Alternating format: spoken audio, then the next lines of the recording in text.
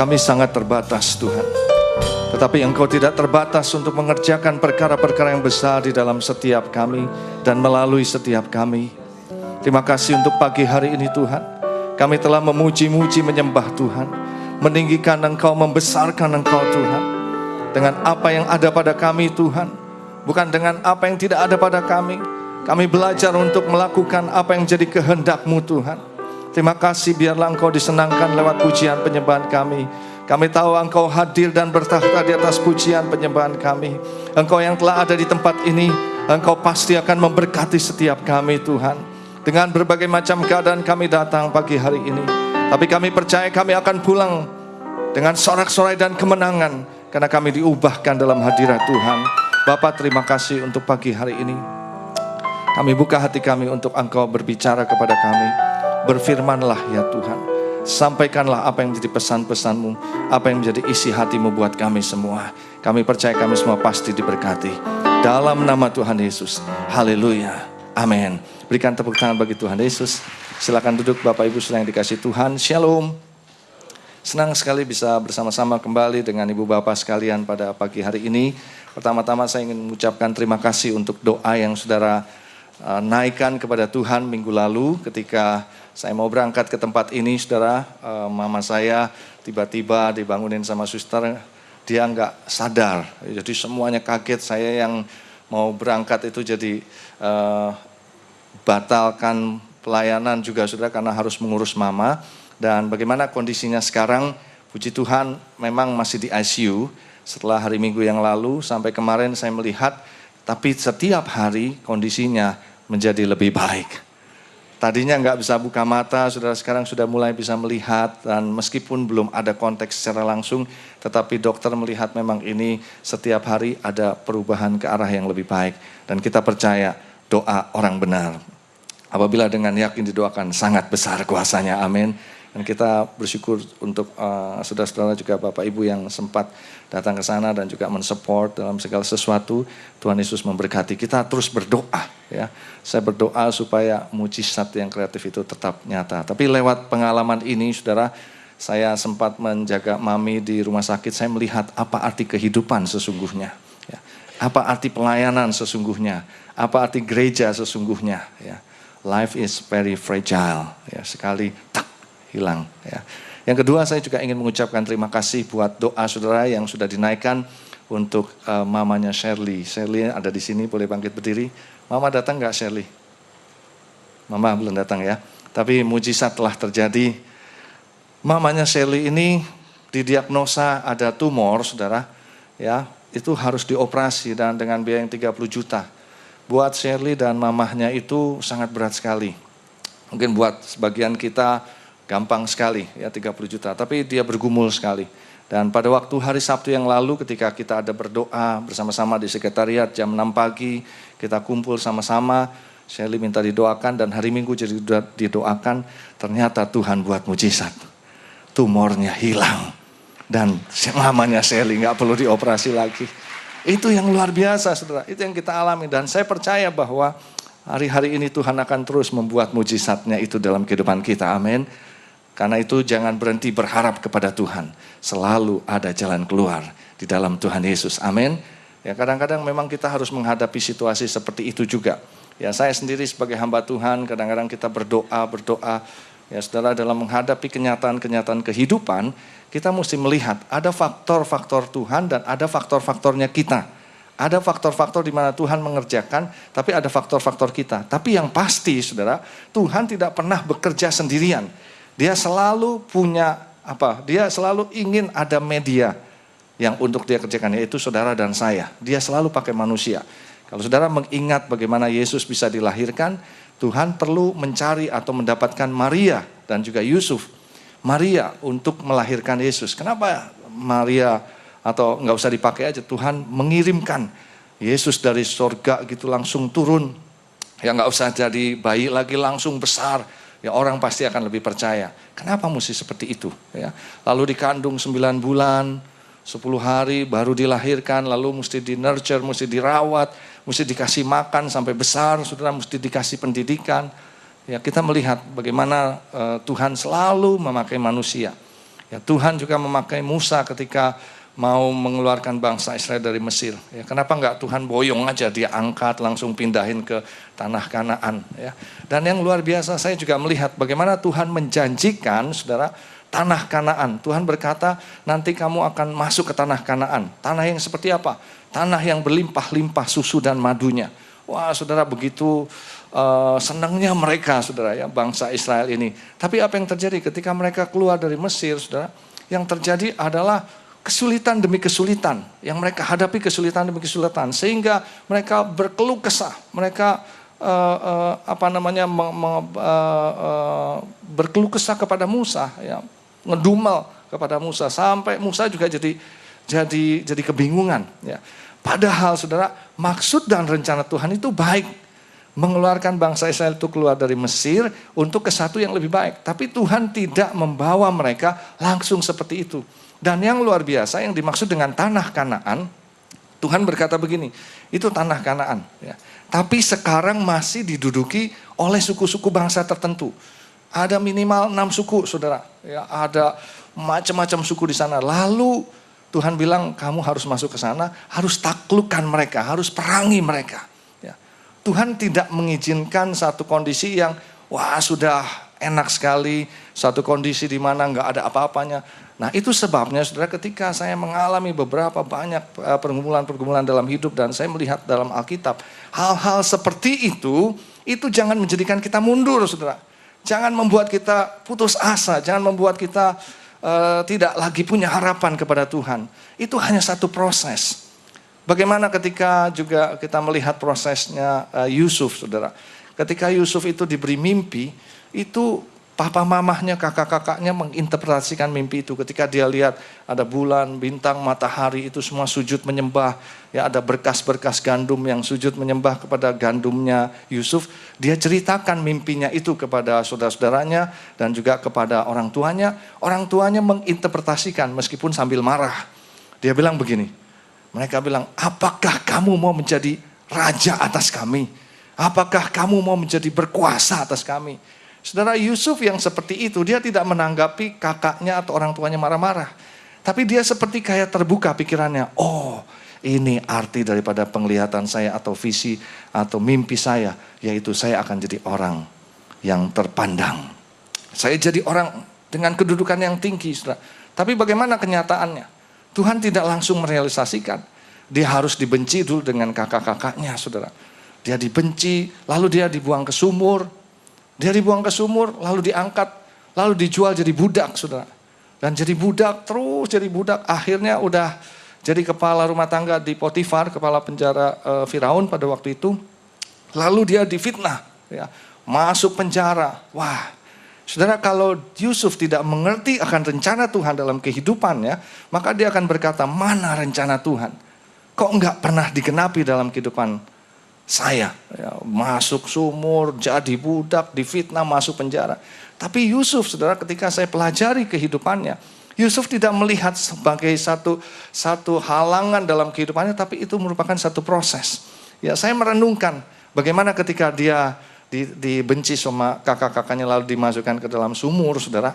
Ya, dia nggak berontak. Dia usia 17 tahun pada waktu itu sebagai seorang Ibrani. Dia tinggi besar, gagah perkasa, umur 17 tahun. Pada waktu kakak-kakaknya mau masukkan dia ke sumur, saudara, dia pasti bisa berontak. Dia pasti bisa mencerit, dia bisa lari, saudara. Tapi kenapa dia nggak lari? Kenapa dia seperti diam saja?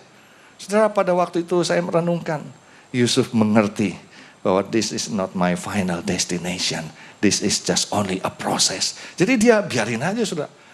Karena siapa yang tahu, kalau saudara punya anak untuk jadiin leader, pasti saudara nggak akan masukin ke sumur, pasti saudara nggak akan jadiin budak, pasti saudara nggak akan masukin ke dalam penjara. Tapi Tuhan tahu untuk menjadi seorang leader yang baik itu bagaimana prosesnya, saudara. Dan Tuhan tahu bagaimana proses kita untuk kita diselamatkan, untuk kita bisa mengalami hal yang lebih baik. Tuhan tahu.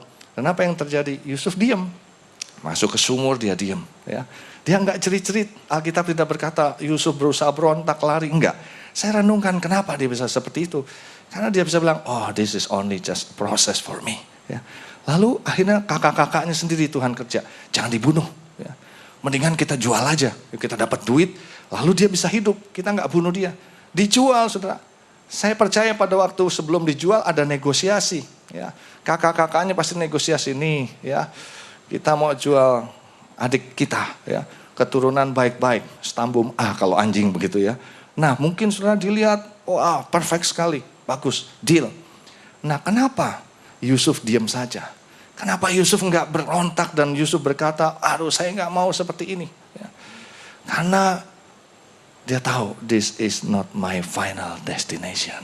Tapi this is just only a process. Ya. Jadi dia diam aja saudara. Dijual diam aja. Dia bisa bilang, saya ini bukan keturunan budak. Saya bukan budak. Itu kakak-kakak saya yang benci sama saya. Saya nggak mau. Lalu dia lari saudara. Dia nggak seperti itu. Singkat cerita akhirnya dia jadi budak. Dan apa yang terjadi saudara? Dia jadi budak yang luar biasa. Yang bagus sekali. Apa yang dipercayakan sama dia, dia kerjakan. Dia nggak pusingin kakaknya, nggak pusingin orang tuanya, nggak pusingin. Tapi apa yang dipercayakan sama dia, dia kerjakan dengan baik. Nah, apa yang terjadi, saudara? Akhirnya dia menjadi budak yang mahal harganya, sampai dia laku dijual, dioperin lagi kepada Potifar, yaitu kepala pengawal raja. Nah, dia di rumah Potifar akhirnya karena bagus sekali. Kalau saudara melihat di dalam Alkitab itu Kejadian 39, maka Tuhan menyertai Yusuf sehingga apa saja yang dilakukan oleh Yusuf itu berhasil. Ya. Keberhasilan kita bukan karena kemampuan kita, sesungguhnya karena Tuhan menyertai kita. Cuma seringkali kita nggak menyadari. Dan apa yang terjadi saudara, akhirnya Yusuf dipercaya. Ya, karena apa saja yang dikerjakan berhasil, bahkan berdampak kepada segala sesuatu yang ada di rumah Potifar, maka Yusuf dipercayakan menjadi kepala rumah tangga Potifar. Wah, dia senang sekali. Ya, dia mendapatkan kedudukan. Selama ini orang rendahan. Dan mungkin dalam benak saya, dia berpikir, nah ini dia nih, ya. Tuhan sudah mulai mengerjakan perkara yang besar. Saya sudah mulai dikasih posisi yang tinggi. Ya. Tapi apa yang terjadi, saudara? Kita tahu akhirnya istri Potifar itu membujuk Yusuf. Dikatakan dari hari ke hari Yusuf itu dibujuk. Saudara, seorang yang muda pada waktu itu, ya hampir 30 tahun kira-kira. Itu dia dibujuk sama istri Potifar, dan saya tahu kata dari hari ke hari Yusuf itu dibujuk oleh istri Potifar, itu bukan diperintahkan, bukan dimarah-marahin. Ya, kata dibujuk itu artinya diusahakan sedemikian rupa sehingga dengan tidak sadar dia melakukan apa yang menjadi kehendaknya. Apa yang diminta oleh istri Potifar adalah supaya dia tidur dengan istri Potifar itu. Yusuf tidur dengan istri Potifar.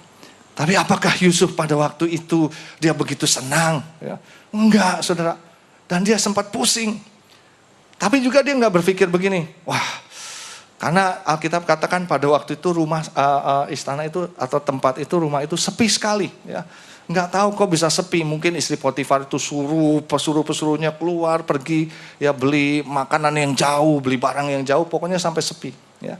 Yusuf juga tidak berpikir begini, Tuhan gimana ya Tuhan, ini digoda terus, tapi gimana ya Tuhan. Lalu mungkin dia kaitkan dengan visinya dia berpikir barangkali, tapi kalau misalnya saya nggak lakukan nanti posisi saya hilang. Ya. Lalu dia mulai berpikir, barangkali ini memang Tuhan izinkan. Dia nggak berpikir begitu, saudara. Ya. Kok bisa rumah sepi? Atau mungkin dia berpikir begini, Tuhan satu kali aja deh. Ya. Satu kali demi mempertahankan posisiku, satu kali aku lakukan ini. Setelah itu nggak lagi, janji Tuhan. Aku janji, aku minta ampun deh. Sekali aja. Enggak, saudara. Dia dibujuk dari hari ke hari. Tapi makin dibujuk, makin marah dia. Makin kesal dia, saudara. Sehingga pada satu saat, istri Potifar maksa dia. Dia bilang begini, akankah aku berbuat dosa yang besar kepada Allahku hanya dengan melakukan hal ini kepadamu? Wah, sudah bisa enggak kita seperti itu? Ketika kita merasakan ini tekanan yang luar biasa, ini iblis berusaha membuat kita jatuh dalam iman kita, membuat kita tidak percaya lagi kepada Tuhan, membuat kita lupa dengan visi kita. Bisa nggak kita melihat tetap bahwa Tuhan tetap beserta dengan kita? Hari itu dia melihat, nggak bisa. Ya. Dia tetap mempertahankan imannya, dia nggak mau jatuh. Dan apa yang terjadi? Difitnah dan akhirnya masuk penjara. Apakah di penjara, saudara, dia lalu berkata, aduh Tuhan, kenapa jadi begini Tuhan? Enggak, saudara. Kalau saudara baca di dalam Kejadian pasal yang ke-40 di sana, saudara lihat Justru di penjara, saudara, Yusuf mengerjakan segala sesuatunya dengan baik, bersikap dengan baik. Sampai-sampai kepala penjara itu mempercayakan kepada Yusuf. Semua yang harusnya tugas tanggung jawab kepala penjara diserahin kepada Yusuf. Kenapa bisa seperti itu? Karena Yusuf bekerja dengan baik. Dia nggak melihat penjara itu sebagai sesuatu momok buat dia. Sebagai sesuatu yang menghancurkan dia. Enggak, saudara. Enggak. Dia bahkan melihat, ya nggak apa-apa, this is process. Ya, this is not my final destination. Tapi dia lihat visinya, wah aku akan jadi. Tapi bagaimana mungkin? Mimpi sekali, saudara, kalau seorang yang ada di penjara lalu dia berharap akan menjadi orang nomor 2 di Mesir pada waktu itu, sangat mimpi sekali. Ya. Tapi dia enggak, dia menikmati karena dia punya hubungan dengan Tuhan yang baik.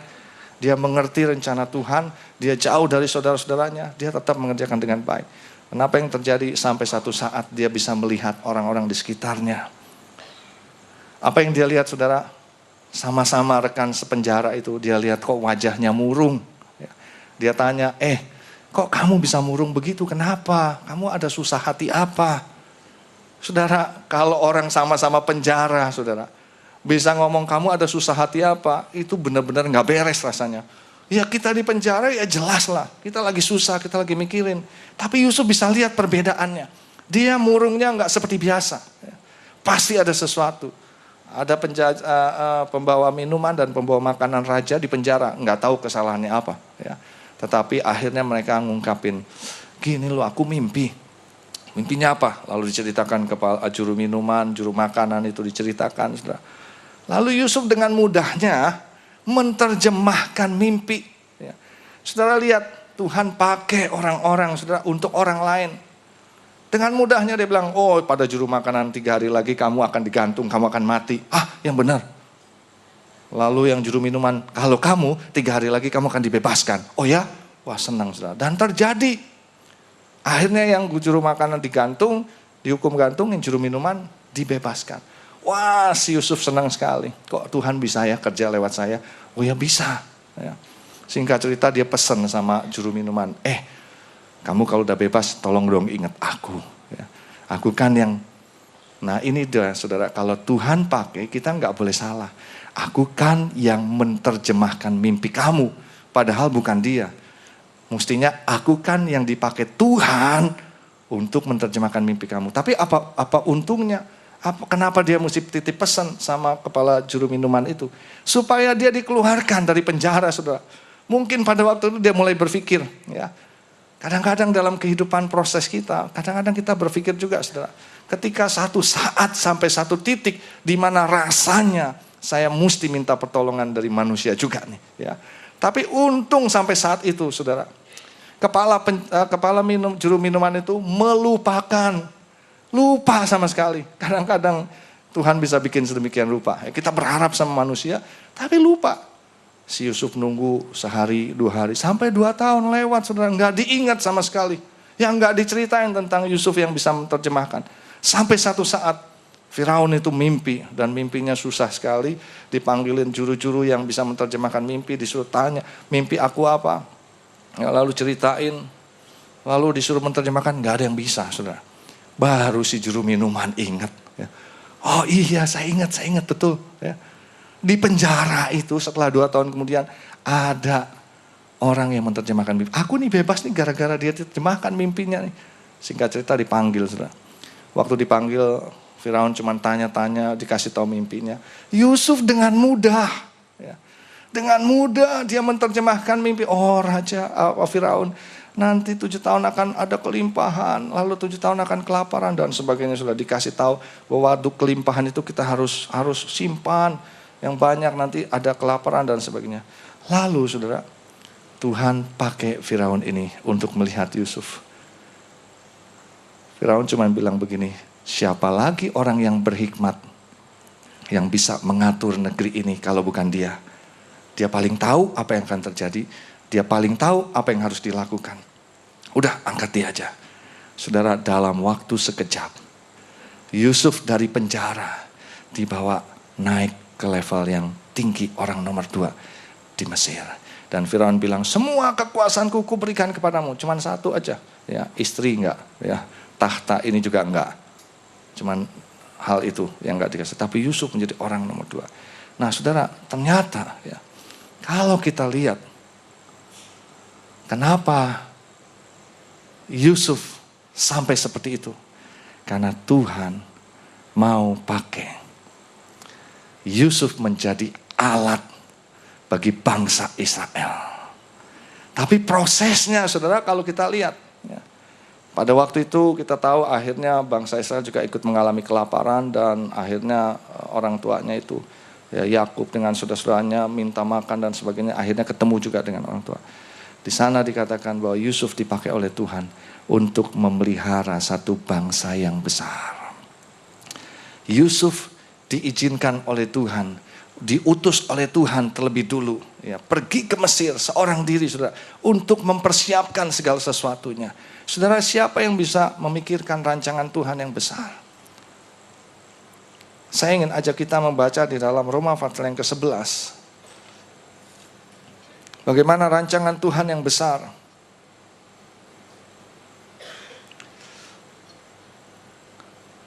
Roma pasal yang ke-11 di dalam ayatnya yang ke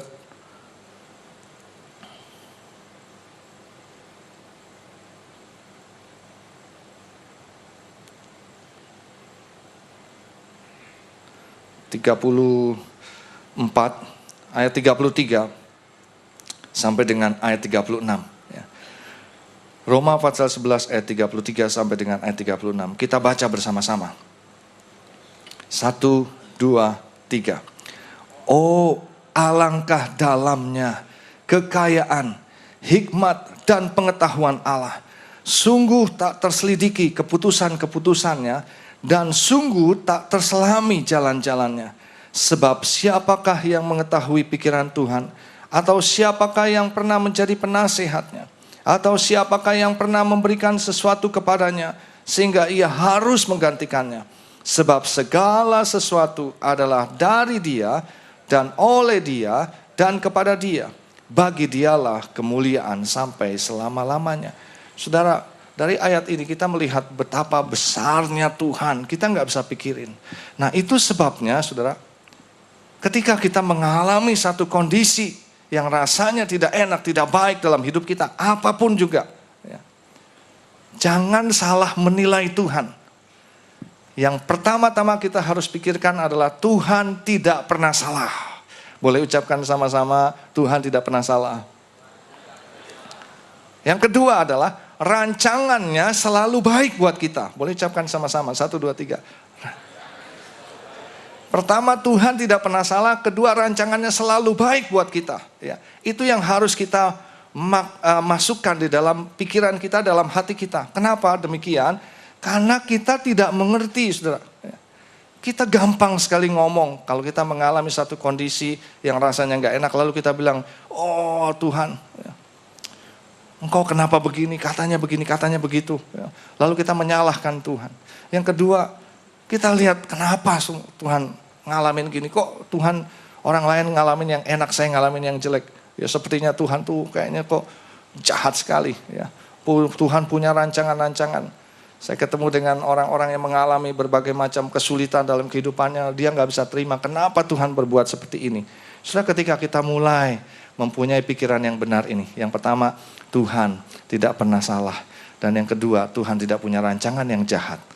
Kita baru mulai nih proses. Ya. Kita mulai mengalir. Kita bilang Tuhan memang bagaimana respons kita, saya nggak ngerti apa yang terjadi. Ya. Saudara terus terang ketika yang terakhir ini saya mengalami pergumulan dengan mama saya. Ya, segala usaha, segala tenaga, segala ya apa itu kita sudah kerahkan. Ya. Tapi di sana saya melihat memang kalau memang Tuhan izinkan, biarlah kita mengalir dalam proses Tuhan. Ya.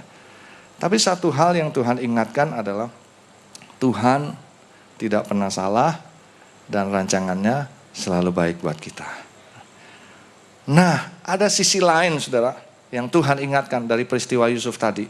Tuhan selalu, ini yang ketiga, Tuhan selalu memakai manusia untuk rancangannya itu bisa tergenapi. Ya. Itu selalu saudara. Tuhan pakai manusia supaya rancangannya itu bisa tergenapi. Ya, dia nggak pernah. Nah, seringkali kita lupakan akan hal ini. Ya. Iblis, saudara, di sisi yang lain, dia akan berusaha. Ya, berusaha untuk membuat manusia punya pikiran bahwa yang pertama, Tuhan itu salah. Ya. Yang kedua, Tuhan itu jahat. Yang ketiga, itu Tuhan bilang, kamu seperti kayak begini, kamu mau dipakai dalam kondisi, dia nggak akan pakai kamu. Dan Tuhan itu kalau berkuasa, ya, saya ingat ketika saya baca Alkitab kemarin, melihat Tuhan Yesus disalibkan, dan ada orang berkata begini ketika melihat, katanya dia anak Allah. Kalau dia anak Allah, coba dong turunin dirinya ke bawah, coba. Dia nggak mampu kan, dia nggak bisa kan. Seringkali kita berkata begitu, ya. Tuhan nggak pakai manusia. Nah, hari ini kita ingin belajar bersama-sama, saudara, bahwa pertama apa yang terjadi dalam kehidupan kita, jangan salahkan Tuhan. Ya. Yang kedua, yakinlah bahwa di balik ini semua ada hal-hal yang baik dalam kehidupan kita yang kita nggak mengerti. Dan yang ketiga, saudara, apa di balik ini semua? Tuhan mau pakai kita untuk apa? Ya. Orang-orang yang maaf, saudara, yang mungkin punya pengalaman kehidupan narkoba, ya free sex, judi, ya mungkin minum minuman keras, itu Tuhan bisa pakai untuk menjadi alat bagi orang-orang lain. Saya ketemu dengan orang-orang yang seperti itu, saya bilang sama mereka, kalian harus jadi berkat bagi anak-anak muda yang sekarang. Ya. Di sini ada Pastor Tilio, ada Ibu Mia, Audina. Ya, mereka orang-orang yang sudah pernah mengalami satu kehidupan yang katakanlah di atas. Ibu Mia Audina pernah menjadi juara dunia, ya pernah ketemu dengan raja-raja di dunia ini, presiden-presiden yang ada di Indonesia ini. Saudara, dalam kehidupan yang mengalami proses, ya, saya bilang kalian bisa dipakai oleh Tuhan. Ya. Untuk apa? Untuk menjangkau anak-anak muda sekarang. Kasih tahu sama mereka. Mereka yang rasanya kepengen mencapai sesuatu, kepengen mencapai kedudukan yang tinggi, popularitas, yang pengen punya uang yang banyak. Mereka sudah pernah mengalami seperti itu, tapi Tuhan izinkan untuk mengalami satu situasi kondisi yang sebaliknya sudah dalam pergumulan. Saya katakan kasih tahu sama mereka. Maaf saudara, kalau mungkin ada. Ya, saya berkata, maaf mungkin ada wanita yang dulunya ya kehidupannya menjadi wanita yang tidak baik. Saya mau katakan bisa dipakai oleh Tuhan. Untuk kedepannya ini Tuhan bisa pakai siapapun dia. Di sini ada yang tadi mimpin pujian, David Sianturi. Kehidupannya dia sudah masuk di dalam solusi, sudah divideokan, kehidupannya hancur-hancuran. Saya katakan kamu jangan sampai hancur lagi, tapi dipakai oleh Tuhan untuk kemuliaan Tuhan. Ya. Berikan tepuk tangan bagi Tuhan boleh. Saudara, ada banyak saudara-saudara yang punya talenta, yang punya macam-macam ya sarana prasarana, ada kemampuan-kemampuan. Hari-hari ini saudara, Tuhan taruhkan dalam hati saya, mari kita berada di dalam rancangan Tuhan. Kita mulai bertanya kepada Tuhan, Tuhan apa sih yang harus aku kerjakan ini? Kenapa Tuhan izinkan lewat satu proses? Saya kemarin ini ketemu dengan satu pasang saudara, ya, suami istri ya belum terlalu, usianya masih pasangan muda boleh dikatakan. Ya sekarang dia jadi pengusaha, dia bilang begini, ya, istrinya bilang gini, Pak, saya pernah miskin benar-benar miskin. Ya. Tapi sekarang boleh menikmati seperti ini, satu anugerah. Saya cuma mau bilang begini Pak, dia bilang. Ya. Orang miskin belum tentu merasa susah Pak, karena begitu. Ya. Perhatikan baik-baik saudara. Orang miskin belum tentu merasa susah. Saya nih pernah miskin, kita pernah makan susah. Ya saya juga pernah saudara, ya, ngalamin meskipun gak sampai miskin-kin, ya, tetapi pernah mengalami kesulitan. Dan dia bilang kalau kita lihat orang-orang maaf saudara yang miskin di jalanan, ya makanan dilalerin masih dimakan, hidupnya rumahnya kumuh. Terus kita bilang aduh kasihan. Belum tentu mereka mengalami kesusahan seperti itu, mereka happy. Karena itu saudara, kita gak boleh salah dalam melayani Tuhan. Kadang-kadang kita berpikir, ya kemarin saya dapat laporan, itu di kampung pulau itu yang kebanjiran yang sampai bisa 6 meter. Itu kokonya Pak Iwan yang wakil gembala di sini, dia cerita, dia punya toko di sana. Toko saya penuh semua dengan apa saudara? Dengan sumbangan-sumbangan daripada orang-orang. Siapa yang kasih sumbangan ke dia? Bukan, itu adalah milik daripada orang yang kebanjiran tadi, ya. Itu milik dari orang kebanjiran, dititipin sama dia. Dapatnya banyak sekali, titip ya. Jadi mungkin ada, ini titipan si Anu berapa banyak, saudara, sampai penuh semuanya. Ya. Begitu banyak, ya. Mereka begitu happy, saudara. Dapat seperti itu. Apakah kesusahan? Tidak. Ya. Nah, apa yang kita perlu pelajari? Kita perlu tahu hatinya Tuhan itu kemana sebetulnya. Saya nggak bilang bahwa kita nggak boleh melayani orang miskin, jangan salah saudara. Saya sedang memberikan contoh-contoh bagaimana seringkali dalam segala sesuatu kita menilai, baik itu kehidupan kita ataupun pelayanan kita itu dari kacamata kita sendiri, dari pengetahuan kita sendiri, dari pikiran kita sendiri.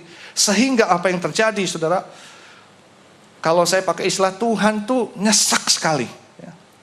Hari Sabtu yang kemarin saya berada di Menara Doa di SICC. Ya, dalam setiap minggu ketiga saya ajak saudara untuk bisa ikut ke SICC, berdoa di Menara Doa di sana. Ini Menara Doa Internasional, di mana Pak Niko dipakai Tuhan untuk menyiapkan kalau ada hamba-hamba Tuhan luar negeri atau ada orang-orang, dan ini juga dipakai untuk Menara Doa kota dan bangsa kita. Jadi hari Sabtu kemarin dengan beberapa dari kita, setiap minggu ketiga kita akan ke sana. Ya, saudara yang mau nanti setiap minggu ketiga kita ke sana, berdoa di sana. Ya.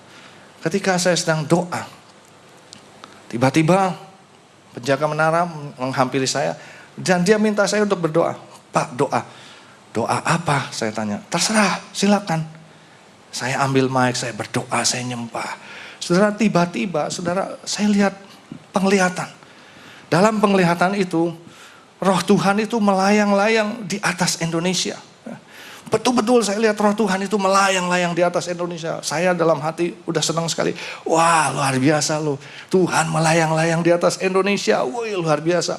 Kalau saudara bayangkan lihat di sini Jakarta, kita bersyukur saudara dapat tempat yang tinggi. Kita bisa bayangkan Roh Tuhan melayang-layang ya di kota ini. Saya pikir saya udah senang sekali. Wih, terus Tuhan ngomong begini saudara. Ada suara yang saya dengar. Everything is in my control. Ya, semuanya dalam kontrolku. Waduh, saya lebih senang lagi. Wih, puji Tuhan. Semua yang terjadi dalam kontrol.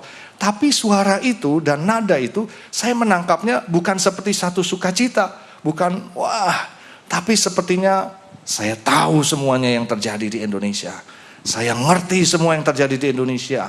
Nadanya seperti itu, saudara. Lalu saya mulai perhatikan lagi. Kenapa Tuhan ngomong seperti itu?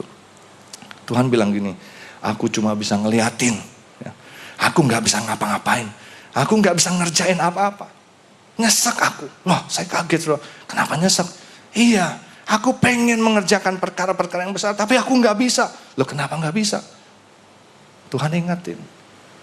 Tuhan itu cari gereja. Tuhan cari pribadi-pribadi, orang-orang di mana Tuhan bisa bekerja. Bisa bekerja di dalamnya, bisa masuk di dalamnya, dan bisa mengerjakan perkara-perkara yang besar. Saudara, saya nangkep. Lalu saya diam. Tuhan, saya lihat dalam penglihatan itu. Tiba-tiba saya melihat satu penglihatan. Ada gereja, ada orang yang berkata, Tuhan, ini kami Tuhan. Kami mau Tuhan dipakai oleh Tuhan. Pakailah kami semua Tuhan. Lakukanlah sebagaimana yang kau kehendaki. Itu kemarin sampai saya juga mengajak, mari kita berkata kepada Tuhan, Tuhan ini kami Tuhan. Pakailah kami Tuhan. Pakai, kami siap mengalir di dalam kami. Saudara tahu ketika ada orang-orang yang seperti itu menjelit berkata kepada Tuhan, tiba-tiba Roh Tuhan yang melayang-layang ini, sebagian saudara, ya, ini dalam penglihatan tiba-tiba memenuhi orang-orang dan gereja-gereja itu. Dan apa yang terjadi saudara? Tuhan tuh seperti senang sekali. Dia mendapatkan satu wadah, satu sarana. Dia bilang, nah ini dia, saya bisa kerja. Ya. Kenapa Tuhan perlu manusia, saudara? Karena lewat manusia, dia bisa berbicara. Karena lewat manusia, dia bisa menggunakan pikiran manusia itu. Pikiran, perasaan, dan kehendaknya. Karena lewat manusia, dia bisa melakukan dengan tangan manusia itu. Dia bisa melangkahkan dengan kaki manusia. Sudah bisa bayangkan kalau misalnya binatang, ya, ketika Tuhan masuk ke binatang, binatangnya ngomong itu kan aneh. Ya. Masuk ke barang-barang benda-benda itu bukan hal yang umum, yang wajar. Tapi ketika dia masuk memenuhi gerejanya, memenuhi orang-orang yang membuka dirinya, maka dia bisa mengerjakan perkara yang besar. Dan dalam penglihatan itu kemudian saya lihat, wah betul, perkara-perkara besar terjadi. Mujizat-mujizat terjadi. Kenapa bisa seperti itu? Karena Tuhan bergerak di dalam tiap pribadi manusia itu. Diizinkan Tuhan melakukan segala sesuatu. Dia bisa berjalan ke tempat-tempat yang Tuhan suruhkan, nggak pakai pikiran. Mungkin kalau bukan roh Tuhan, kita nggak akan masuk ke tempat-tempat kumuh, saudara. Tapi ketika roh Tuhan memenuhi kita, bisa tiba-tiba ada gerakan, ada dorongan, saya mau ke tempat itu.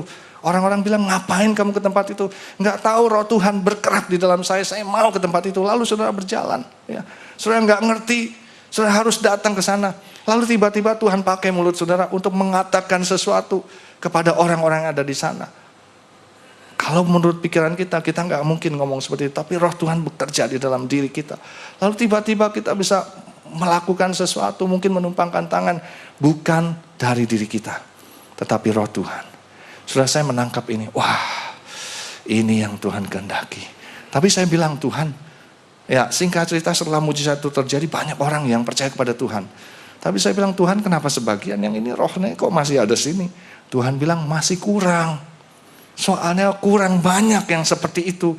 Lalu saya ajak lagi, ayo kita berdoa lagi. Kita berkata, Tuhan ini kami. Tiba-tiba turun lagi, sudah. Turun lagi memenuhi. Saya menangkap sesuatu. Ya. Saya bilang, Tuhan, biarlah gerejamu jadi ikon. Dan juga orang-orang di dalamnya menangkap akan hal ini. Ya. Setiap kita, saudara, tidak lagi berjalan dengan pikiran, perasaan, dan keinginannya, serta pertimbangannya sendiri lagi. Tetapi semuanya diserahkan kepada Tuhan. Itu sebabnya Tuhan perlu, saudara. Tuhan kadang-kadang izinkan pengalaman-pengalaman. Karena dengan itu Tuhan pakai. Pengetahuan saudara Tuhan pakai. Saya merasakan inilah waktunya Tuhan bergerak di dalam setiap kita. Inilah waktunya Tuhan mengerjakan perkara-perkara yang besar di dalam setiap kita, saudara. Ya, apa yang kita punya sekarang kita serahkan kepada Tuhan. Mulai dari pribadi kita, Tuhan, this is yours. Memang betul, saudara. Tuhan itu udah tebus kita. Dengan tubuh dan darahnya yang nanti kita peringati, itu Tuhan tebus. Artinya Tuhan tebus, kamu sekarang bukan milikmu lagi, tapi milikku. Seharusnya, saudara, Tuhan itu menjadi majikan kita. Dan seharusnya setiap hari kita bertanya sama Tuhan, apa yang harus aku lakukan? Tapi sekarang Tuhan ingin lebih daripada itu. Tuhan ingin kamu gak usah pusing-pusing, izinkan aku kerja aja. Setiap kali sekarang kalau bangun pagi, saudara, saya serahkan, Tuhan engkau mau apa? Ya, silakan kerjain aja. Nanti tiba-tiba ada satu dorongan-dorongan. Apakah kita nggak bekerja dengan planning? Oh iya, dari situ muncul planning-planning. Apakah kita nggak bekerja pakai otak? Oh, pakai otak kita yang dipakai oleh Tuhan. Biasanya kita yang berpikir dengan kekuatan kita sendiri, tetapi sekarang pikiran kita dipakai oleh Tuhan. Ketika kita mulai menyerahkan, Tuhan ini aku. Ya. Saya mulai mempraktekkan, saudara, ketika dalam kehidupan saya, khususnya juga dengan mama, saya bilang, Tuhan saya nggak bisa buat apa-apa. Ya. Saya lihat mau berharap sama siapa, dokter juga nggak bisa.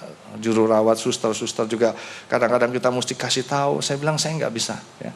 Tapi engkau di dalam aku nih Tuhan, silakan bebas engkau bekerja maunya apa. Ya. Kalau tiba-tiba Tuhan katakan ucapkan kata-kata ini, saya tinggal ngucapin aja, saudara. Tinggal izinkan Tuhan. Dia mengucapkan sesuatu pada mama saya, ucapkan. Saya bilang saya cuma ngucapin aja, ikutin. Ya. Saudara, kalau teliti apa yang Tuhan Yesus lakukan di dalam dunia ini, itu seperti itu. Ya.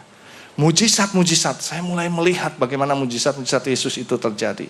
Mujizat pertama yang dia kerjakan adalah air diubah jadi anggur.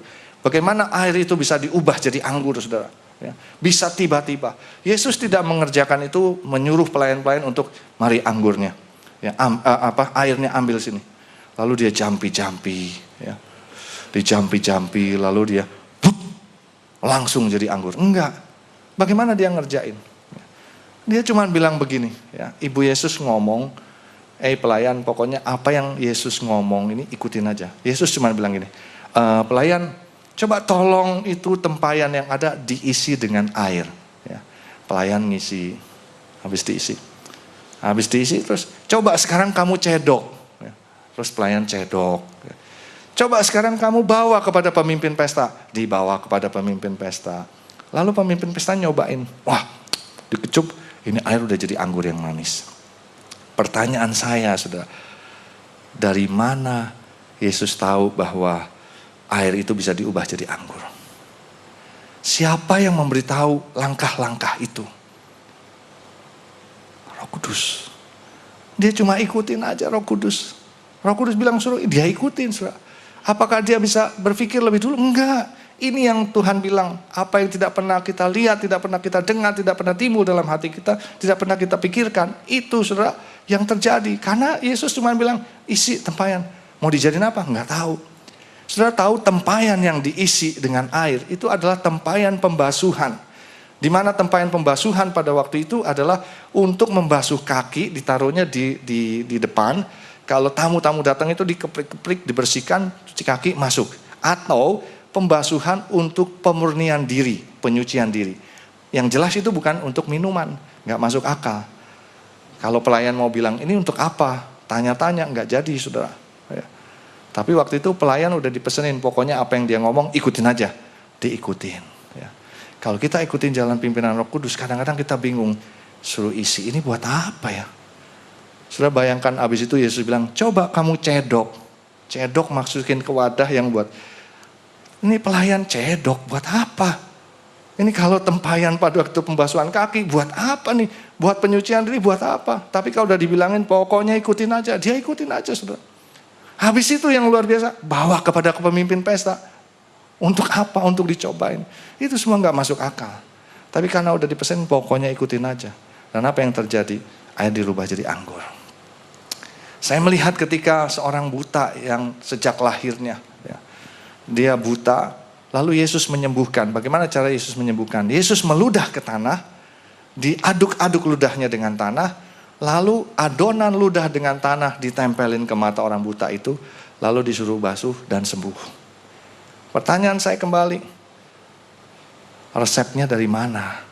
Yesus bisa tahu ludah dicampur tanah itu, ditempelin ke orang buta, bisa bikin sembuh. Kalau saudara mau ikut-ikut Yesus, coba aja gak apa-apa. Ada orang buta saudara, udah bisa nggak sembuh?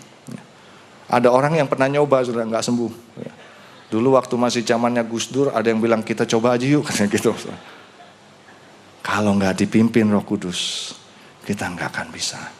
Karena orang buta yang lain, saudara Bartimeus yang buta juga tidak disembuhkan dengan cara itu. Tuhan Yesus cuma bilang imanmu menyelamatkan engkau. Udah sembuh aja begitu. Nah inilah yang dimaksud dengan pimpinan Roh Kudus. Ketika Roh Kudus waktu itu pimpin, kamu sekarang meludah ke tanah. Yesus cuma ikutin aja, cep ludah ke tanah. Ya. Habis itu apa? Aduk-aduk ludahmu dengan tanah. Dia ikutin aja saudara, aduk-aduk. Gak masuk akal. Mungkin dia juga mikir, ini ngapain? Murid-murid sampai bingung saudara. Kalau saudara lihat itu dikatakan, wah guru kita ngapain nih? Ngaduk-ngaduk ludah dengan tanah, diaduk-aduk seperti anak kecil apa udah mulai terganggu. Itu Yesus pasti sadar saudara, waduh saya dilihatin orang gak enak. Ya masa saya ngaduk-ngaduk, gak apa-apa saudara. Kalau itu pimpinan Roh Kudus. Akhirnya setelah diaduk-aduk, ya ini guyonan saya aja saudara. Mungkin Tuhan Yesus bilang gini, udah Roh Kudus, udah. Terus Roh Kudus bilang, kurang ludahnya kurang, tambahin lagi gitu. Mungkin dia ikutin lagi, ya sampai jadi. Singkat cerita akhirnya, udah tempelin sekarang ke mata orang buta itu. Yesus cuma ngikutin aja saudara. Ikutin, tempelin ke mata orang buta itu. Saudara bisa bayangkan sekarang si orang buta. Kalau orang buta, ya penciumannya nggak buta saudara. Penciumannya dia bisa, apaan nih gitu ya. Dia cium bau apa tuh? Bau ludah. Ya. Ini siapa nih yang iseng nih? Saya udah buta begini dipermainkan. Mungkin dia marah sekali saudara. Ini siapa nih? Lalu murid-murid bilang, tenang. Yesus bilang, basuh ke kolam Siloam. Ayo ikut. Dibasuh saudara. Waktu dibasuh ini mungkin sambil perjalanan dia ngeluh. Siapa yang iseng-iseng ya. Udah buta dipermainkan. Ini bau ini lagi ludah segala macam. Pas dibasuh saudara. Dia melek. Dia bilang, aku melihat. Pertanyaannya nadanya berubah. Tadi siapa tuh yang pakai ini saya? Ya, tadinya marah saudara. Siapa yang pakai ini saya? Sekarang tadi siapa? Sembuh. Pertanyaannya, apa yang Yesus lakukan sehingga orang buta itu bisa melek? Cuman dengerin, ikutin Roh Kudus. Cuman ngizinin aja saudara. Izinin Roh Kudus bekerja. Dan saya mendapatkan penglihatan itu, saya mengerti. Tuhan bilang, aku nih nyesek mau ngerjain Segala sesuatu dalam rumah tangga, dalam pekerjaan, dalam usaha, nggak bisa. Dalam gereja termasuk nggak bisa. Kenapa? Karena semua dihambat oleh pikiran manusia. Bukannya nggak bagus, saudara. Program manusia itu hebat sekali. Tapi seringkali gagal. Nggak bisa memecahkan secara yang lebih lagi. Sedangkan Tuhan punya kemampuan yang nggak terbatas. Dia pencipta langit dan bumi. Kenapa manifestasinya kita nggak bisa lihat sampai sekarang? Karena kita nggak izinkan roh Tuhan bekerja. Saudara, hari-hari ke depan saya berdoa supaya setiap kita ini menangkap. Ketika saudara berada di tempat-tempat dimanapun juga, ya, saya nggak khawatir, Tuhan nggak khawatir, saudara bisa dipakai oleh Tuhan. Saya kasih ayat saudara di dalam Yohanes 14 ayat yang ke-12. Yohanes 14 ayat yang ke-12. Kalau saudara mengerti ini, Yohanes 14 ayat yang ke-12. Kita baca bersama-sama. 1, 2, 3. Aku, Yohanes 14 ayat yang ke-12 ya. Sudah ketemu? 1, 2, 3. Aku berkata kepadamu, sesungguhnya barang siapa percaya kepadaku, ia akan melakukan juga pekerjaan-pekerjaan yang aku lakukan, bahkan pekerjaan-pekerjaan yang lebih besar daripada itu, sebab aku pergi kepada Bapa. Saudara, dikatakan sesungguhnya, artinya ada satu penyingkapan rahasia. Aku kasih tahu nih ya. Aku buka nih ya rahasianya, itu kata sesungguhnya. Siapa yang percaya kepadaku? Percaya yang seperti apa? Percaya yang seperti tadi, bahwa saya nih membuat mujizat itu bukan dari diriku sendiri. Kalau saudara baca dalam Yohanes 5 ayat 19 dan 30, di sana dikatakan dari diriku sendiri aku nggak bisa berbuat apa-apa. Ya. Lalu dari mana perbuatan mujizat itu bisa terjadi? Karena Roh Kudus yang memimpin aku. Dan kalau kita percaya Roh Kudus yang bekerja di dalam diri kita seperti itu, maka dikatakan kamu pun juga bisa melakukan seperti itu. Dengan cara apa? Izinkan Roh Kudus bekerja di dalam kamu. Ketika kamu izinkan, maka dia juga akan mengerjakan perkara-perkara yang seperti aku alami, aku kerjakan. Bahkan pekerjaan yang lebih besar. Kenapa lebih besar, saudara? Karena kesulitan-kesulitan yang dialami sekarang ini, wah. Tapi bagi Tuhan tidak ada yang mustahil. Asal kita izinkan. Nah, ada satu rahasia dikatakan sebab aku pergi kepada Bapa. Artinya aku udah gak ada lagi. Tapi kenapa mujizat itu masih bisa terjadi? Karena Roh Kudus yang di dalam diri kamu. Yang luar biasa di dalam 1 Yohanes pasal yang kedua, 1 Yohanes pasal yang kedua ayat yang ke-27.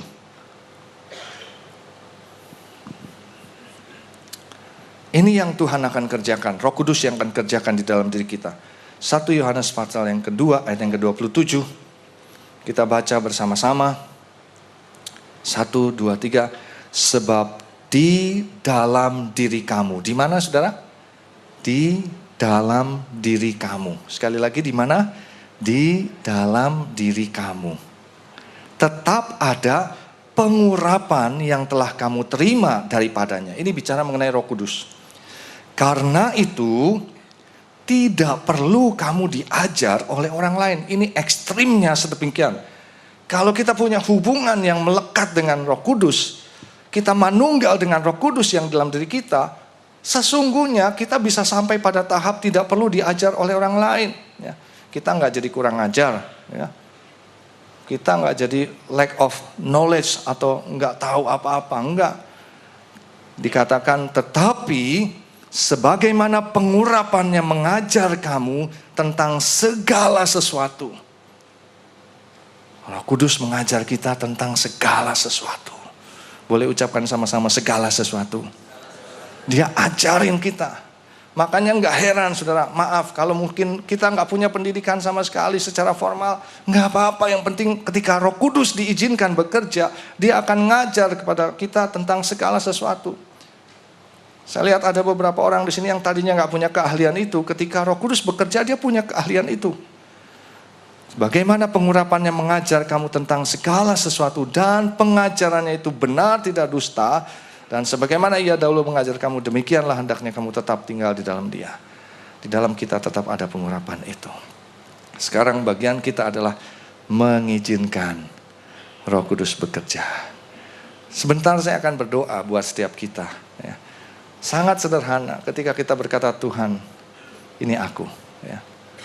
Waktu Yesaya mau diutus, saudara, dalam Yesaya pasal yang ke-6 dikatakan, Tuhan kasih tahu rencana-rencananya.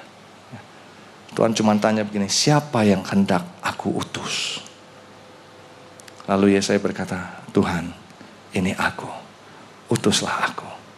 Nanti sebentar kita akan berdoa, Tuhan akan bertanya, ya, siapa yang mau membuka dirinya untuk aku bekerja dalam segala hal. Ya. Nanti Tuhan akan mengerjakan, kita cuma bilang, Tuhan ini aku. Saya percaya nanti Tuhan akan mengerjakannya dalam diri kita. Saudara, ternyata hal ini berdampak dalam kehidupan saya. Dan sampai gereja ini Tuhan taruhkan, ya, bahwa gereja ini harus berdampak. Saya pernah ditanya, saudara, apa sih Pak bedanya gereja ini dengan gereja-gereja yang lain? Gereja udah banyak, apalagi di gedung ini, saudara. Ya, sekarang ini udah ada 3. Ya. Kita, 4. Kita di sini di satu lantai, GPPK, lalu di lantai 36, ada lagi di lantai 7, udah 4. Dan saya dengar, sebentar lagi ada gereja lain lagi mau masuk di tempat ini. Ya. Jadi 5 gereja. Apa bedanya, saudara? Kita bukan seperti orang yang kompetisi. Ya. Sini aja, sini. Enggak, saudara. Tapi Tuhan setiap kali kalau saya ditanya, Tuhan saya enggak tahu ini. Tuhan yang bangun gereja ini, Tuhan yang bentuk. Tuhan maunya kemana sih? Dari sejak awal saya sudah bilang. Dan saya sudah praktekkan. Lalu Tuhan tuntun dan pimpin. Sampai minggu lalu Tuhan ingatkan lagi. Ya. Aku ingin gereja ini menjadi alatku, kata Tuhan. Untuk apa? To make a better you, kata Tuhan. A better you di sini, you-nya di sini, saudara, bukan hanya kita, tetapi juga mulai melihat orang-orang di sekitar kita. Mulai di sekitar kita, bahkan nanti sampai kepada kota kita, bangsa kita, saudara. Itu Tuhan katakan gereja ada, itu adalah to be a better you sebetulnya. Harusnya aku datang ke dalam dunia ini to be a better you. Boleh ditayangkan Yose. Jadi Tuhan ingatkan tentang to be a better you ini. Nanti kita akan oh nggak bisa ya. Oh itu sudah, oke. Soalnya saya lihat di sana nggak ada. To be a better you. To be a better you. Boleh ucapkan sama-sama, to be a better you. Gereja ini ada, ya dimulai dari Tuhan Yesus sebetulnya, saudara. Yesus ada dalam dunia ini untuk membawa keselamatan dan kesejahteraan, cuma itu intinya. Lalu Yesusnya nggak ada, sekarang siapa yang meneruskan? Tadi dikatakan harusnya kita nih yang dipakai. Karena itu, saudara, salah satunya GB Icon adalah to be a better you. Boleh ucap sama-sama GB Icon to be a better you. 1, 2, 3. Arahnya jadi jelas ini sekarang. Kenapa kita ada? Ya. To be a better you. To be a better you, saudara. Bukan kita yang mengerjakan, saudara. Tapi sekali lagi Roh Kudus yang akan bekerja di dalam diri kita. To be a better you. Ini masih belum sampai sempurna betul. Tapi saya mulai menangkap apa yang Tuhan kehendaki, saudara. To be a better you. Ya. Kita mulai melihat dalam beberapa area, saudara, saya mulai diperlihatkan sama Tuhan. Ada banyak orang-orang itu yang mengalami pergumulan ya, dalam kerohanian. Jadi nanti kita to be a better you-nya itu dalam, saya mulai mencatat ada 7 area, saudara. Yang pertama dikatakan spiritual, ya secara spiritual harus lebih baik. Bagaimana caranya nanti Tuhan akan tuntun pimpin. Yang kedua adalah family, secara family. Yang ketiga adalah kesehatan. Yang keempat, business, work, and school. Yang kelima, finance. Yang keenam, character. Yang ketujuh, secara sosial. Saudara, ketika kita mengerti sekarang, kita ada ya, to be a better you. Itu dalam semua area ya, supaya benar-benar. Lalu siapa you-nya? Tadi saya sudah katakan, mulai dari kita ya. Jadi saudara mulai mindsetnya to be a better you. Kalau datang, kenapa sih mesti ke Icon? Because Icon is there to be a better you. Ya, membuat kita jadi lebih baik. semuanya itu. Kalau saudara melihat ada orang-orang yang sakit, bawa aja ke sini. Ada orang-orang yang bermasalah, bawa aja ke sini. Karena Tuhan Yesus bilang, aku datang untuk orang sakit, bukan untuk orang sehat. Aku datang untuk orang jahat, bukan untuk orang benar. Aku datang untuk orang bermasalah, bukan untuk orang yang udah gak ada masalah, saudara. Ya. To be a better you dalam beberapa area. Ya. Nah, kita mulai dari kita, lalu mulai nanti orang-orang di sekitar kita mulai melihat bagaimana. Ya. Setelah saya menjumpai ada banyak orang-orang yang punya talenta, yang punya pengalaman, yang punya pengetahuan, yang punya dana, yang punya. Bagaimana kita mulai memikirkan. Nanti sampai Tuhan tuntun dan pimpin kita untuk melihat masyarakat kita.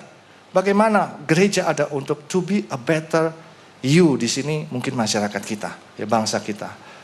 Saya mau kasih tunjuk satu ayat, saudara. Di dalam Yeremia pasal yang ke-9. 29 maksud saya. Yeremia pasal 29 ayatnya yang ke-7. Yeremia pasal yang ke-9 ayat yang ke-27. 29 ayat yang ke-7, sorry. Yeremia pasal 29 ayat yang ke-7. Firman Tuhan katakan, saudara perhatikan baik-baik dan dengarkan. Usahakanlah kesejahteraan kota kemana kamu aku buang. Dan berdoalah untuk kota itu kepada Tuhan, sebab kesejahteraannya adalah kesejahteraanmu. Saudara, hari ini kalau Tuhan katakan bahwa kita harus mengusahakan kesejahteraan kota di mana kita, ya sekarang perkataannya bukan Tuhan buang, tapi kita berada, kota kita yang harus mengusahakan, saudara. Kalau saudara bayangkan, kita yang harus mengusahakan kota. Itu nggak main-main. Karena Tuhan katakan kalau kamu nggak usahakan kesejahteraan kota ini, maka ketidaksejahteraan juga kamu alami. Tapi sebaliknya ketika kamu usahakan kesejahteraan kota ini, kesejahteraannya adalah kesejahteraan kamu juga. Itu sebabnya kita mulai miliki mindset ini, saudara. Ya. Nah, kalau kota aja kita mesti usahakan, apalagi person, apalagi family, ya. Apalagi orang-orang yang kita kenal yang dekat sama kita, jangan sampai, saudara, kita nggak mengetahui kondisi orang-orang yang ada di sekitar kita. Tuhan mau pakai kita semua. Ya. Tuhan mau pakai kita semua. Nah, selanjutnya tiba-tiba Tuhan gambarkan mengenai ikon itu sendiri. Ya. Kata ikon. I intimate with God. See.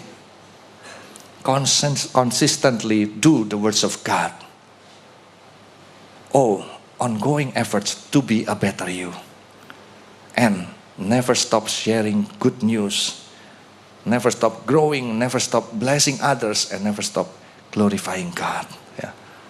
Saudara, ini yang akan kita lakukan. Ya. Membawa orang terus intim dengan Tuhan. Lalu dia consistently melakukan firman Tuhan. Dan ada ongoing efforts. Ya. Terus tanya Tuhan, a better you. Saya sempat ditanya, Pak kenapa nggak the best? Best of you. Kalau best akhirnya ya udah stop. Tapi kalau better, saudara nggak ada habisnya tuh. Terus, apakah kita serakah? Enggak, saudara. Kalau Tuhan masih mau mengerjakan di dalam diri kita, nggak ada habisnya. Cuma izinkan aja. Dan yang terakhir itu, never stop sharing good news. Never stop growing. Never stop blessing others. And never stop glorifying God. Saya percaya saudara menangkap akan hal ini.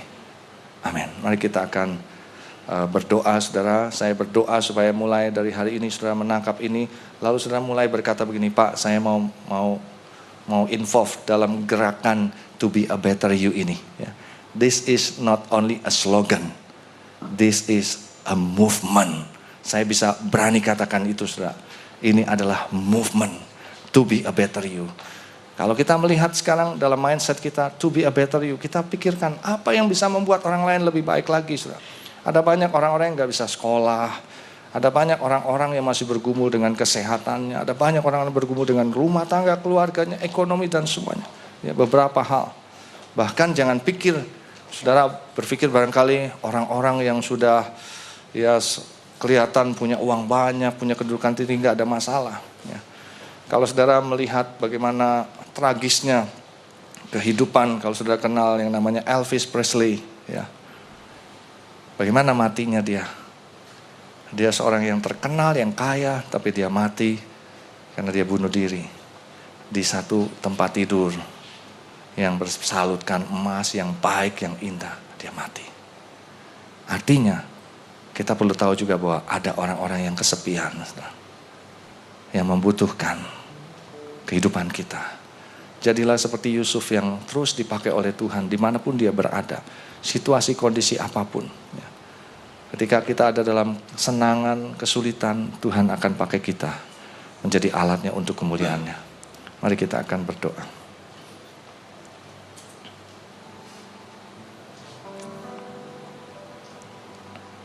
Tuhan, hamba-Mu sudah menyampaikan apa yang menjadi kehendak dan isi hati-Mu. Hamba-Mu sudah menyampaikan apa yang hamba lihat di menara doa SICC pada hari Sabtu yang lalu. Bahwa Tuhan membutuhkan sarana manusia-manusia yang ada di muka bumi ini untuk menjalankan rancangan Tuhan, untuk menyatakan kemuliaan Tuhan lewat apa saja. Saudara, saya merasakan sekali. Saya berbicara kepada pengerja sekali lagi di tempat ini. Kalau engkau main musik, engkau nyanyi, bisakah engkau mengizinkan Roh Kudus yang bermain dan bernyanyi lewat dirimu, memakai suaramu? Saya berbicara kepada pendoa saat ini. Kalau engkau berdoa, bisakah engkau mengizinkan Roh Kudus yang ada di dalam dirimu untuk mengucapkan kata doa itu? Menggunakan lidah bibirmu, bukan dari pikiranmu. Saya berkata sekarang kepada orang tua yang punya anak, bisakah engkau mengizinkan Roh Kudus yang ada di dalam dirimu itu untuk mendidik anakmu itu, untuk menjadi yang sesuai dengan kehendaknya? Saya berbicara kepada para bisnismen di tempat ini. Bisakah engkau mengizinkan Roh Kudus untuk mengerjakan perkara-perkara yang lebih dahsyat lagi lewat perusahaanmu, lewat pekerjaanmu? Saya berbicara kepada para karyawan di tempat ini. Bisakah engkau mengizinkan Roh Kudus sehingga hikmat itu turun atasmu, bekerja atasmu, sehingga engkau bisa dipakai untuk memecahkan masalah-masalah yang orang biasa tidak bisa pecahkan, sehingga engkau akan juga dipromosi lewat tuntunan dan pimpinan Roh Kudus. Saya berbicara kepada para pedagang-pedagang. Bisakah engkau mengizinkan Roh Kudus untuk mengerjakan, memberikan kreativitas kepadamu, hal-hal yang tidak pernah bisa dimiliki oleh orang-orang yang tidak ada Roh Kudus di dalamnya. Paulus pernah berkata kepada jemaat di Korintus, ingat saja saudara-saudara bagaimana keadaan kamu ketika kamu dipanggil. Ketika kamu dipanggil tidak banyak orang yang bijak. Artinya bodoh-bodoh semuanya. Tidak banyak orang yang berpengaruh. Artinya posisinya rendah semua. Tidak banyak orang yang terpandang. Artinya orangnya miskin-miskin sehingga tidak orang memandang.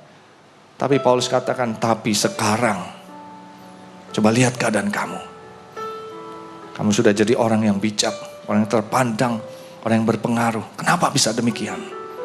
Ada satu rahasia yang Paulus katakan. Karena Roh Allah yang ada di dalam diri kamu yang mengajar dan menuntun kamu. Hari ini saya berdoa supaya setiap kita menyadari dan mengerti akan hal ini lalu berkata, Tuhan, ini aku. Jangan mau terkecoh dengan iblis yang mengusahakan saudara untuk melakukan sesuatu dengan kekuatan, kemampuan, kebiasaan saudara sendiri sehingga kita akhirnya frustrasi. Tapi sekarang izinkan dia mau memakai setiap kita dengan talenta yang ada, dengan sarana yang ada. Izinkan dia mengerjakan perkara-perkara yang besar di dalam kita. Saudara yang mau berkata kepada Tuhan, sebagaimana dalam penglihatan Tuhan berkata, siapa yang mau aku pakai? Siapa? Gereja mana yang aku mau pakai? Yang aku bisa bekerja di dalamnya? Lalu saya melihat ada orang-orang yang berkata, ini aku Tuhan. Ini aku Tuhan. Ini aku Tuhan. Saudara yang berkata demikian, saudara boleh angkat tangan. Nyatakan kepada Tuhan, Tuhan ini aku. Saudara, saya mau katakan Tuhan akan pakai kita dengan caranya yang tidak masuk akal. Inilah anak-anakmu Tuhan. Ini anak-anakmu. Mari kita semua bangkit berdiri, nyatakan kepada Tuhan. Ini saat-saat yang sangat penting. Tuhan, ini aku Tuhan. Ini aku. Seringkali kita berkata, saya nggak tahu saya bisa melayani apa. Tuhan katakan, nggak usah tahu, aku yang akan pakai kamu. Serahkan aja diri kamu, kata Tuhan. Nanti aku akan membawa engkau.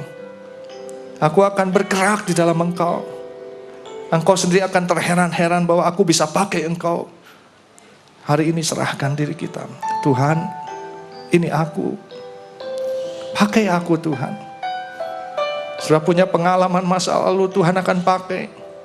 Mungkin itu yang jelek sekalipun, yang negatif sekalipun, tapi Tuhan akan pakai. Saudara punya sarana, prasarana hari ini, fasilitas yang luar biasa. Tuhan akan pakai. Kalau sudah berkata, Pak, saya nggak punya apa-apa, pendidikan saya juga sederhana, kemampuan saya sederhana, Tuhan katakan nggak peduli, tapi aku butuh sarana, aku butuh mulut, aku butuh pikiran, perasaan, kehendak, aku butuh mata, aku butuh telinga, aku butuh tangan, aku butuh kaki. Inilah Tuhan. Itu sebabnya tidak heran Paulus berkata, persembahkan tubuhmu sebagai persembahan yang hidup, yang kudus dan yang berkenan kepadaku. Inilah Tuhan. Inilah Tuhan. Hamba-Mu serahkan anak-anak-Mu ini ke dalam tangan-Mu. Pakai Tuhan. Pakai Tuhan. Pakai Tuhan. Bergeraklah ya Tuhan. Saya melihat dalam mata jasmani rohani saya. Mata rohani saya melihat bagaimana Tuhan mulai bergerak di dalam setiap kita. Dan menjumpai setiap kita. Tuhan, inilah anak-anak-Mu. Pakai Tuhan. Pakai. Pakai Tuhan. Pakai. Pakai Tuhan. Pakai. Pakai gereja-Mu. Hamba-Mu menyerahkan sekali lagi, ini gereja-Mu Tuhan. Pakai. Hamba tidak berjalan dengan pikiran, perasaan dan kehendak hamba. Tapi hamba mengizinkan Roh-Mu bekerja dengan bebas. Tidak ada satupun yang bisa menghalangi Engkau bekerja di tempat ini Tuhan. Engkau mengerjakan perkara-perkara yang besar sesuai dengan kemampuan kapasitas-Mu Tuhan. Dengan ketidakterbatasan-Mu Tuhan. Engkau mengerjakan perkara-perkara yang besar dan ajaib. Terima kasih Bapa. Terima kasih Tuhan. Terima kasih Tuhan. Kami akan melanjutkan dengan perjamuan kudus. Silakan duduk saudaraku.